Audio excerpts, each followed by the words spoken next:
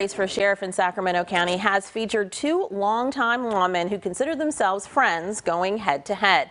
The candidates, Under Sheriff Jim Barnes and Assemblyman Jim Cooper, both have years of law enforcement experience. Before joining the Assembly in 2014, Cooper served as a captain in the Sacramento County Sheriff's Department for 30 years and spent 15 years as Elk Grove's founding mayor and as a council member. Cooper currently leads in the race for Sacramento County Sheriff and joins me now live. Good morning to you. Good morning. Thanks for having me. Exciting night last night for you? Very exciting and very long.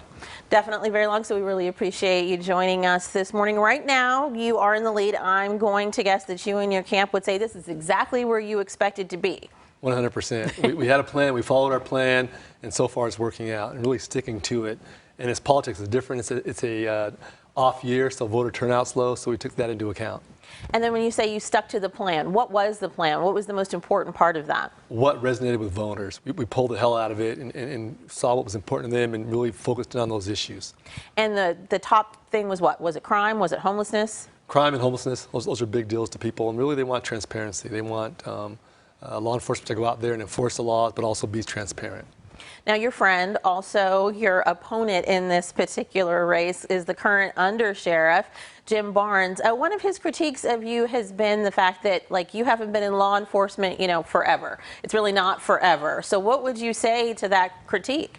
I've only been gone 8 years, which is not very long, and I was reserved for part of that time. So if you really look down on it, I haven't been gone at all.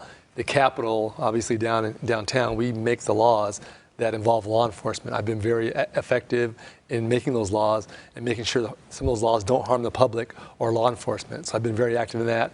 That's why I had support statewide from law enforcement.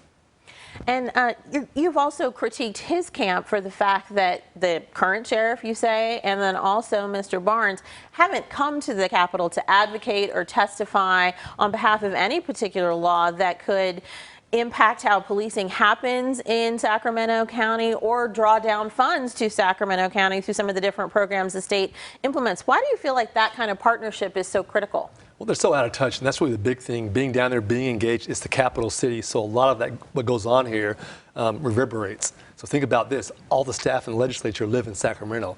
They're the ones helping on these bills. So any positive impact you can have in relationships really affects that. And that, to me, that's the important thing. Being engaged, being involved. It's a short drive down to the Capitol. And we're talking about use of force bills, body cameras, really important things to the public and to law enforcement. Now, when it comes to this race, as we mentioned, you are leading right now, but Barnes is not conceding this morning. They're pointing to the last two vote updates as looking positive. They're getting closer to your numbers, so this isn't over. Do you feel like this split will maintain as the counting continues, or what's your feeling right now? No, we're cautiously optimistic. We're watching it, and obviously the lead has shrunk some, but still, it's almost a 10-point lead, and that's tough to overcome even with the remaining ballots.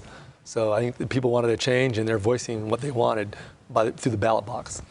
People wanting a change, but not necessarily the people in the department, many of whom you've worked with for years, given your history with the department, but they internally endorsed Barnes. And if their candidate that they picked in this race doesn't end up the winner, are you concerned about stepping into that environment? Not at all. And the turnout was only 44%. Most of those officers don't even vote.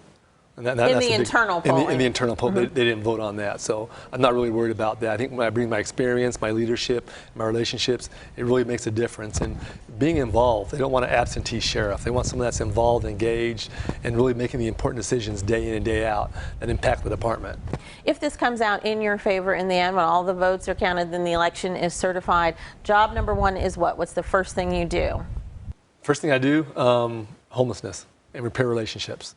And it's one of those things where it's not just a sheriff's department's issue, it's a countywide issue with the board of supervisors, the city council, health and human services, and nonprofits really working together. And that's the public's #1 concern with that, is resolving that. And then when it comes to homelessness, I understand building the partnerships, but what is it that the sheriff can do to solve it? I'll tell you what they're not doing right now. Crimes are being committed in homeless camps, rampant drug use, a lot of sexual assaults. We've had murders, probably at least 9 murders, homeless on homeless. So while it's not against the law to be homeless, you have to enforce laws, and they haven't done that. All righty, thank you so much for joining us this morning. We appreciate your insight, and of course, we're going to be watching the tabulations. As we know, your camp and the Barnes camp will be to see where this ends up. Thank you. Thank you.